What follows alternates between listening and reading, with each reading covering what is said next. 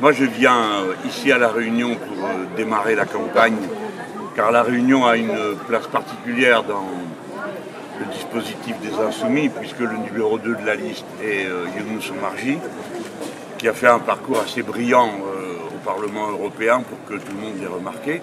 Et puis Huguette Bello nous a fait l'honneur d'accepter de clore la liste. Alors, je suis l'avant-dernier, et elle, la dernière. Notre position est symbolique. Je ne suis pas venu expliquer ce qu'il faut faire ici. Parce que vous le savez mieux que moi et vous n'avez pas besoin de moi pour ça.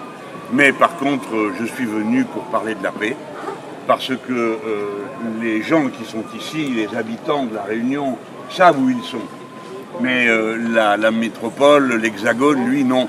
Il ne sait pas qu'il est présent dans l'océan Indien, qui est aujourd'hui un grand carrefour du monde, sur lequel se concentrent des enjeux et des tensions. Tant et si bien que la France, à travers La Réunion, est présente en quelque sorte aux avant-postes de quelque chose qui ressemble à une tension mondiale entre les États-Unis d'Amérique et la Chine, et ainsi de suite. Vous connaissez, moi je suis absolument opposé à la vision qui fait de La Réunion une espèce de hub où l'on vient déverser des marchandises qui arrivent d'Europe en les faisant transiter ici pour les faire dégranuler un peu partout dans la région. J'ai toujours dit que ce n'est pas une bonne façon de faire. Je me reconnais plutôt dans des méthodes de gestion qui sont celles d'Huguette Bello ou auparavant de Paul Vergès, que j'ai eu le privilège de connaître, et qui visait à assurer, par la relocalisation et par l'invention locale, une réelle autonomie de l'île, c'est-à-dire sa vraie capacité à être autonome. Alors qu'est-ce que ça peut bien vouloir dire être autonome? Déjà ça commence par vouloir dire pouvoir donner à manger à tout le monde, et ainsi de suite. Donc je pense que oui, j'ai de très bons arguments avec mes camarades pour convaincre. Car la politique de l'Union européenne est pour La Réunion pas une bonne politique, même si Younous Omarjee fait ce qu'il peut pour que le maximum vienne ici, des fonds qui sont disponibles pour La Réunion. Mais l'idée de ce néolibéralisme envahissant, non, ne nous mène nulle part. Mais par contre, je veux vous dire une chose. Il ne faut jamais, nulle part, sous-estimer l'intelligence du peuple. Les Réunionnais sont parfaitement capables de comprendre que les enjeux internationaux les conduisent à devoir faire des choix. Et je suis obligé de vous dire que le prochain bulletin de vote, vous choisirez entre la paix et la guerre. Et ceux qui se réclament de la paix sont fort peu nombreux. Et en dehors de la liste insoumise, je ne sais pas qui se réclame de la paix comme nous le faisons. La paix partout et d'après la même norme de respect du droit international et des droits de la personne humaine. Vous devez aussi démasquer les doubles langages.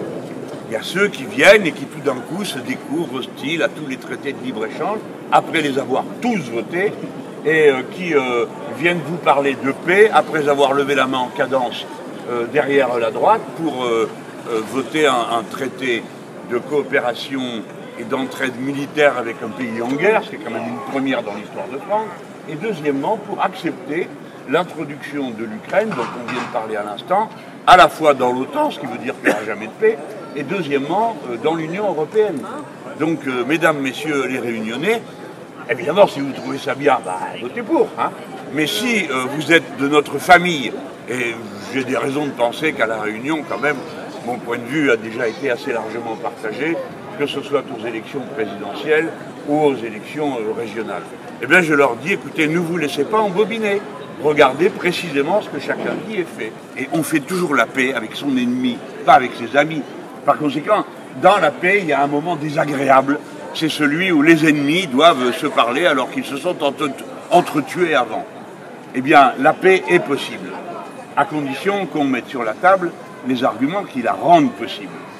Au moment de la campagne présidentielle, d'ailleurs, j'avais commencé peu de temps après être passé ici, parce qu'on avait beaucoup discuté avec Younous et les amis, comment on répondait le plus complètement possible. On avait dit, commençons par des choses simples. Mettons sous cloche les réacteurs nucléaires de l'Ukraine.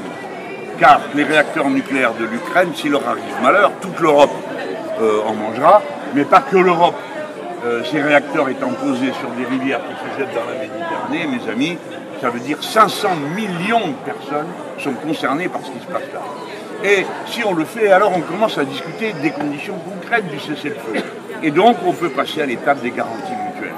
Mais je vous le dis, vous autres les Réunionnais, vous avez intérêt à vous en mêler, parce que si vous laissez faire comme ça les choses s'enclencher les unes derrière les autres, Un jour ou l'autre, on va venir vous trouver et on vous dira, ah bah ici on a un autre ennemi, il s'appelle la Chine. Alors s'il vous plaît, vous êtes priés de vous mettre en rang et au garde à vous pour faire face. Tout ça, ce ne sont pas des méthodes, si vous voulez. Nous en sommes avec les méthodes du 19e siècle. L'élection européenne, c'est la dernière élection nationale d'ensemble sur des programmes politiques d'ensemble avant l'élection de 2027. D'ailleurs, l'extrême droite ne s'en est pas cachée, ils l'ont dit. Eh ben nous aussi, on le dit ouvertement. Et voilà. Si vous nous donnez de la force, vous savez ce que nous faisons de cette force. Vous le savez, car nous en avons fait la démonstration la dernière fois. Parce que nous étions forts, nous avons réalisé l'union. Et parce que nous étions forts et que nous avons réalisé l'union, nous avons gagné le premier tour de l'élection législative. Que personne ne l'oublie jamais. Eh bien, c'est cette même force que je convoque aujourd'hui, si vous me permettez de le faire, et à qui je dis, vous nous avez aidés en 2022 d'une manière brillantissime, la Réunion. Eh bien, allez, maintenant, il faut recommencer. Donnez-nous de la force de tout changer. Parce que, mesdames, messieurs, ne vous leurrez pas. L'histoire du monde est arrivée à un point de bascule. Et il faut changer toutes sortes de choses, que ce soit les relations internationales, les relations militaires, les relations écologiques. Voilà. Bon, chaque génération a fait face à ces défis. Eh bien, ceux-ci sont les vôtres. Alors oui, madame, en effet, en 2024 se prépare 2027. Et nous, alors après savoir qui sera candidat avec une paire de manches. Et puis depuis temps, il y a encore 3 ans devant nous. J'espérais venir présenter mon livre à l'université, parce que j'arrive à le présenter dans toutes sortes de pays, mais apparemment pas dans le mien. Ici, à La Réunion, dernière minute, ils ont décidé que non, ils ne pouvaient pas. Je ne sais pas pourquoi. Je vous garantis que je ne fais rien d'autre que de parler, je ne présente aucun autre danger que la contagion de mes idées sur les gens qui m'écoutent. Voilà. Et donc je suis vraiment navré, j'aurais beaucoup aimé rencontrer les étudiants et échanger avec eux justement sur ce nouvel état du monde.